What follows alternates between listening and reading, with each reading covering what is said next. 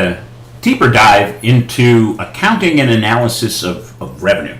So the first thing we're going to do in this first video is give you an overview of accounting for revenue, and that will look at both GAAP and IFRS. And then the second lecture will be on revenue recognition, ASC 606. I apologize, it's about a 20-minute video, but it's a lot to cover and really didn't have a breakpoint. Then the last one will be how do you analyze revenue. So let's get started with the accounting overview. Revenue recognition occurs independently of cash movements. So you can recognize revenue without getting the cash. That's the basis of accounting, accrual accounting.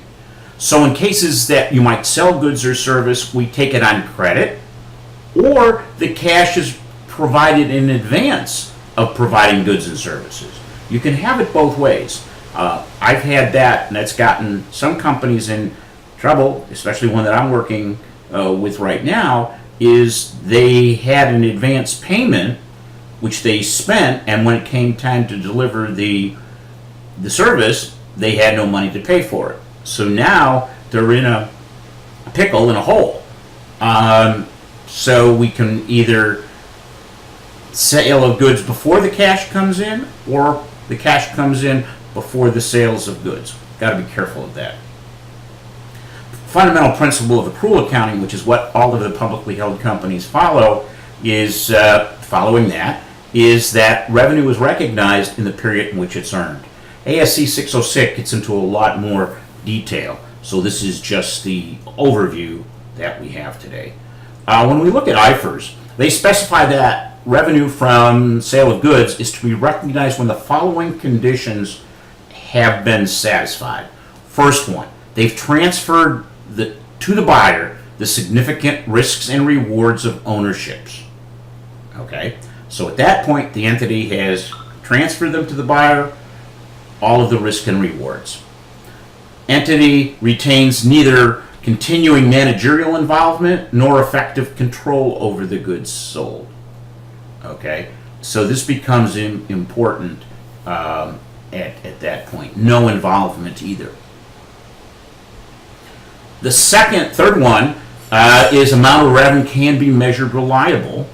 It is probable that the economic bents associated with the transaction will flow to the entity, and the cost incurred can be reasonably measured. Again, the matching concept that we have. Okay, so if it's a contingent contract that you're going to get a percentage of somebody's sale, that cannot be measured. Okay, over royalties and things, so you don't recognize them. So that's what IFRS requires. Under U.S. GAAP, revenue should be recognized when it's realized or realizable and earned. There's guidance that comes from the SEC and from FASB. The key things, 4 criteria. This is expanded on in ASC 606, which you'll see shortly. There's evidence of an arrangement between buyer and seller. The product has been delivered or the service been rendered. The price is determined or determinable. The seller is reasonably sure of collecting money. Now let's just go back here and say IFRS added a few more things in. Transferred significantly all the risks and rewards, no involvement, measured reliably, okay, and cost. So IFRS gets in a little more specificity than US GAAP, okay. Then we look at some specialized contracts, long-term contracts. Say you're building a bridge and it'll take 2-3 years, or building a wind turbine. So a long-term contract, by definition, spans a number of accounting periods. Generally, the percentage of completion method, and this is the preferred method under both IFRS and US GAAP. Now, a lot of times there is long-term contracts, and you use this percentage of completion. that's when the outcome can be measured reliable, that you can actually know what the outcome would be.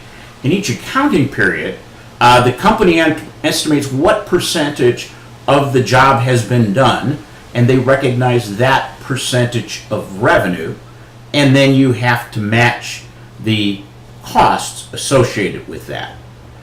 Net income is then reported each year as work is performed. This is the preferred method under both, percentage of completion. When the outcome can't be measured reliably, there are alternatives that you can use. Under IFRS, if it's probable that cost will be recovered, IFRS permits recognition of revenue up to the amount of costs. Okay? So what they're saying is you have to, it has to be, cost will be recovered. Doesn't say anything about profit, just cost will be recovered, that you can recognize revenue up to the extent of the cost that you've incurred. Okay? Now, here's the differences in U.S. GAAP, but not IFRS. You can use the completed contract method. IFRS doesn't permit that, and that essentially says the company doesn't report any income until everything is done. And that is oftentimes used when you have short-term contracts, even if they cross accounting periods. Like if you have a job that's going to take 90 days or 120, you might do that. You might do that under GAAP. Next one is installment sales. And that's when you sell something and somebody agrees to pay you over an extended period of time. Okay? No interest if paid within 60 months. That's an installment sale. IFRS says you have to separate the revenue into two components: the price of the product and the interest cost. Okay, interest component. Because if you're giving somebody time to pay, even if you're not charging them, there's an implicit interest rate. Okay? And revenue attributed to the sales price is recognized at the date of sale. Revenue attributable to the interest component is recognized over time. So that's very specific to IFRS. IFRS also comes into play is that since it crosses many countries have different laws regarding sales. So we have to be aware of them. We look at U.S. GAAP for the sale of real estate, which is like that. It's reported at the time of the sale. Okay? As long as there's significant activities, many transactions in the U.S. are the sale of real estate. A lot of real estate is sold. Now, normally you recognize that when the deed is transferred and all rights and privileges to that property pass to the buyer. And the cash is paid from the buyer to the seller. Now, that's recognized as long as you're assured or collecting the sales price and able to estimate the amounts that won't be collected if there was a mortgage taken back. So what you would do is you would defer some of the profit, okay, until you're sure of what's going to happen. So it's recognized over a period of time when payments would come in. The other one, which isn't seen too often, is the cost recovery method, in which the seller does not report any profit until the cash amounts paid by the buyer coming in. Both principal and interest for any financing from the seller are greater than all the seller's cost of the property. So you just accumulate it and don't recognize anything until all the costs have been recovered.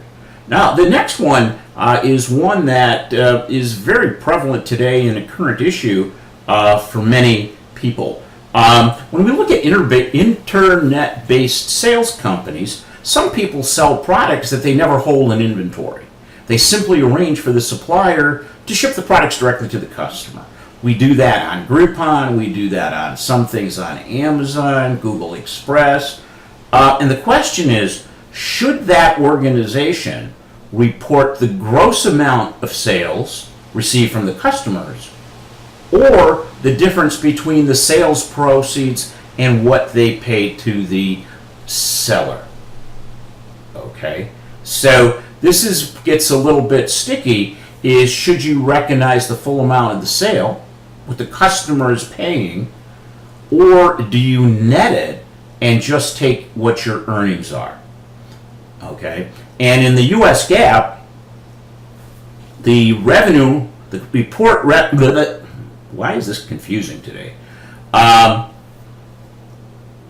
If the seller is the primary obligor under the contract, has the inventory risk and credit risk, can choose its supplier, then you can report it gross. Otherwise, you have to report it net.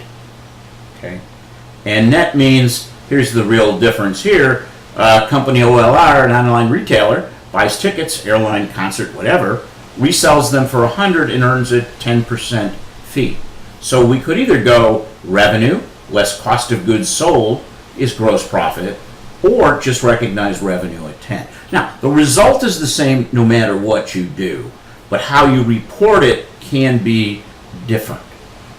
So what this gives you a brief overview of the accounting. We're going to take a deep dive into ASC 606, and then we're going to follow it up with analyzing income. If you have any questions, just let me know.